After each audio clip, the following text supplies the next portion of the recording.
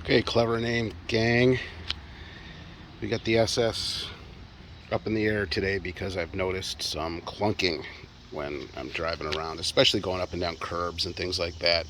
Um, I checked it out the other day, and it turns out that it's mainly the sway bar bushing on the other side. Um, I replaced it with this Mevotech, and those of you who saw my video about how we get rid of the Stabilitrack or those lights and everything by replacing the hubs. You know that I love this Mevotech stuff. I've used it on my Excursion and love it. I mean, this stuff is so overbuilt. I think that's even one of their slogans. But what I also found is this bottom bushing that has now been replaced. This bottom shock bushing here, where the strut meets the, there we go, right here where the strut meets the lower A-arm. That bushing was all mushy and everything. So again, Mevotech. But let me tell you the secret to getting these things out. I've seen people, and back in actually, I've seen people do all kinds of crazy shit, but the easiest thing I've ever found is we just cut, we take our grinder, or wheel of death, we cut off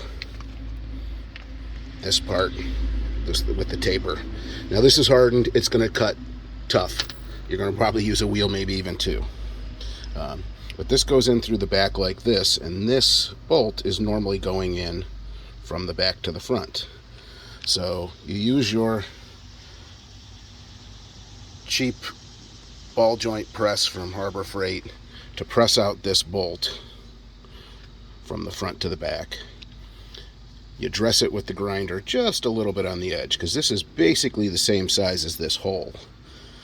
So then you push this bolt back in from front to back, again using your cheap Harbor Freight ball joint press set, and it will press this right out.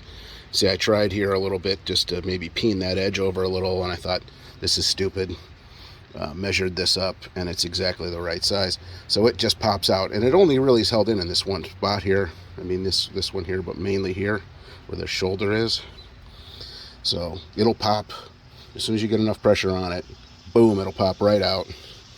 And then using, yes, I know you'll be shocked, your cheap Harbor Freight ball joint press, you just press in the new one from the back to the front. When doing all this, I just like to get the strut out of the way, and unfortunately, through GM's wisdom, the strut bolt, or the top bolt, is right here underneath the master cylinder. So you do have to pull the master cylinder off, but these lines are attached to flex lines, so this thing can move around quite a bit. Take those two bolts out, it's a piece of cake. And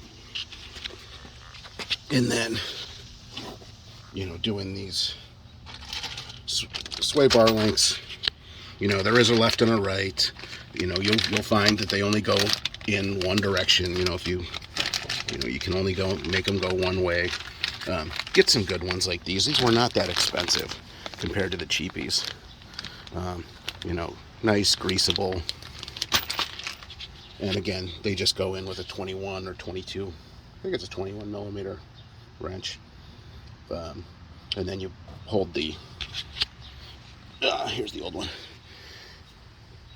And you hold this flat here with a thin wrench. Sometimes, if you don't have room to get in there, you just got to take your wrench and thin it out on the grinder. But again, these were not horrifically bad, but the other side had moved around a lot, chewed up the threads, and you can't even tighten it anymore. So I'm just going to replace them both and be done with it. And here's a closer look at the way the Mevotech differs from the other ones too. You have this washer on here that sits on this shoulder so that it doesn't pinch that boot. You also have a hex here, so you do have to put these on with a wrench instead of a instead of driving it on with a socket, because you do want to hold these ends here instead of on the other ones where you hold them with a wrench on this side. But again, think of future you. Aim these Zerks in a position where you're going to be able to get to them, so that future you doesn't have to climb all over the place and tighten these and move them around and everything. Whole lot easier to do it now than to mess around later when you got a grease gun in your hand and your hand's all greasy and nasty. So again, here's your simple, quick, short. What is this? This is gonna